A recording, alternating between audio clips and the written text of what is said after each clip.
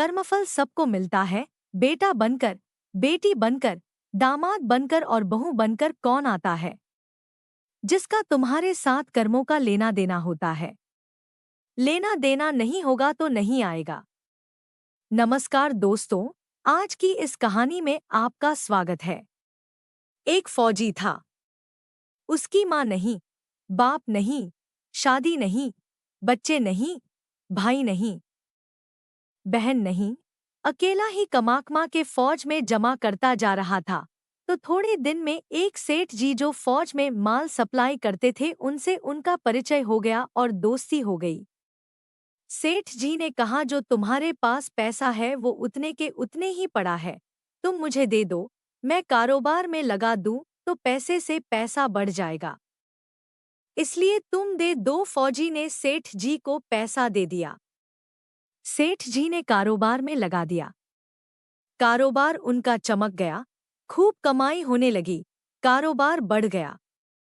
थोड़े ही दिन में लड़ाई लग गई। लड़ाई में फौजी घोड़ी पर चढ़कर लड़ने गया। घोड़ी इतनी बदतमीज थी कि जितनी जोर से लगाम खींचे उतने ही तेज भागे। खींचते खींचते उसके गलफर तक कट गए, लेकिन वो दौड़कर दुश्मनों के गोल में जाकर खड़ी हो गई। दुश्मनों ने वार किया, फौजी भी मर गया, घोड़ी भी मर गई। अब सेठ जी को मालूम हुआ कि फौजी मर गया, तो सेठ जी बहुत खुश हुए कि उसका कोई वारिस तो है नहीं, अब ये पैसा देना किसको? अब मेरे पास पैसा भी हो गया, कारोबार भी चमक गया, लेने वाला भी नहीं रहा, तो सेठ जी बहुत खुश हुए। तब तक कुछ ही दिन के बाद सेठ जी के घर में लड़का पैदा हो गया। अब सेठ जी और खुश कि भगवान की बड़ी दया है। खूब पैसा भी हो गया, कारोबार भी हो गया, लड़का भी हो गया, लेने वाला भी मर गया। सेठ जी बहुत खुश। वह लड़का होशियार था, पढ़ने में समझदार था। सेठ जी ने उसे पढ़ाया लिखाया। जब वह पढ़ लिखकर बड़ा हो गया तो सोचा कि अब ये कारोबार संभाल लेगा, चलो अब इसकी शादी कर दे। शादी करते ही घर में आ गई बहू रानी, दुल्हन आ गई। अब उसने सोचा कि चलो बच्चे की शादी हो गई, अब कारोबार संभालेगा। लेकिन कुछ ही दिन के बाद बच्चे की तबीयत खराब हो गई।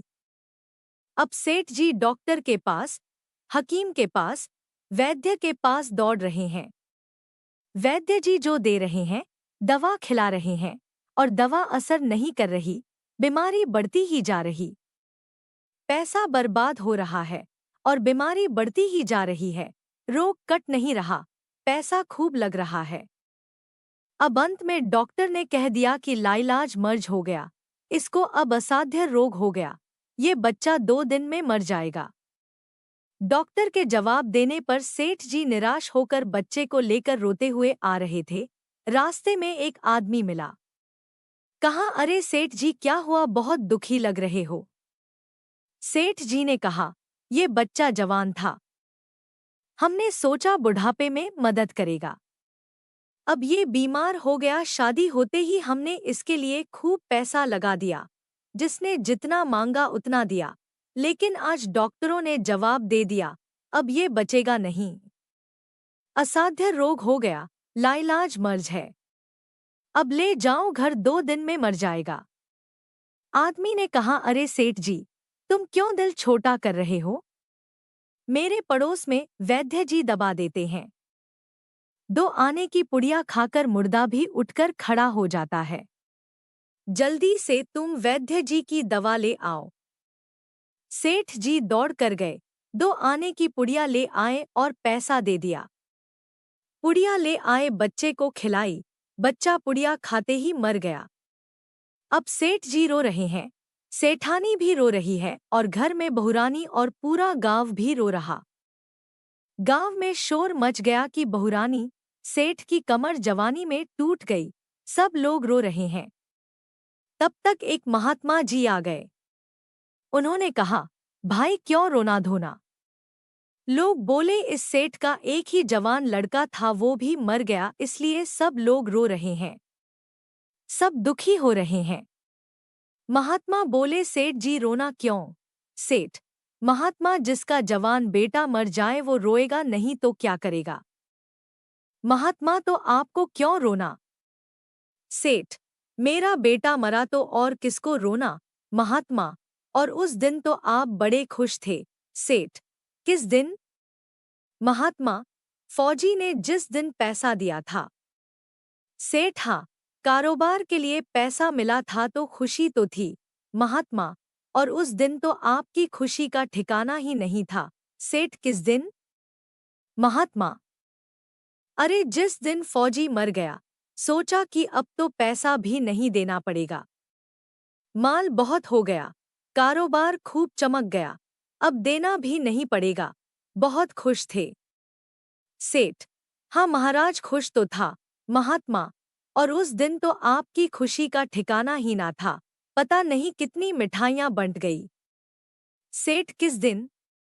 महात्मा, अरे जिस दिन लड़का पैदा हुआ था। सेठ, महाराज, लड़का पैदा होता है तो सब खुश होते हैं, मैं भी हो गया तो क्या बात? महात्मा, उस दिन तो खुशी से आपके पैर जमीन पर नहीं पड़ते थे। सेठ, किस दिन? महात्मा, अरे जिस दिन बेटा ब्याहने जा रहे थे। सेठ, महाराज, बेटा ब्याहने जाता है तो हर आदमी खुश होता है तो मैं भी खुश हो गया। महात्मा, तो जब इतनी बार खुश हो गए तो जरा सी बात के लिए रोक क्यों रहे हो? सेठ, महाराज, ये जरा सी बात है। जवान बेटा मर गया, ये जरा सी बात है। महात्मा, अरे सेठ जी, वही फौजी पैसा लेने के लिए बेटा बनकर आ गया। पढ़ने में, लिखने में, खाने में, पहनने में और शौक में, श्रृंगार में जितना लगाना था लगाया। शादी ब्याह में सब लग गया और ब्याज दर ब्याज लगाकर डॉक्टरों को दिलवा दिया। अब जब 2 आने पैसे बच गए, वो भी वैद्य जी को दिलवा दिए और पुड़िया खाकर चल दिया। अब कर्मों का लेना देना पूरा हुआ।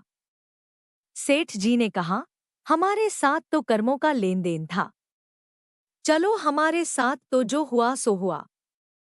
लेकिन वो जवान बहुरानी घर में रो रही है, जवानी में उसको धोखा देकर विधवा बनाकर चला गया। उसका क्या जुर्म था कि उसके साथ ऐसा गुनाह किया? महात्मा बोले, ये वही घोड़ी है जिसने जवानी में उसको धोखा दिया, इसने भी जवानी में उसको धोखा दे दिया।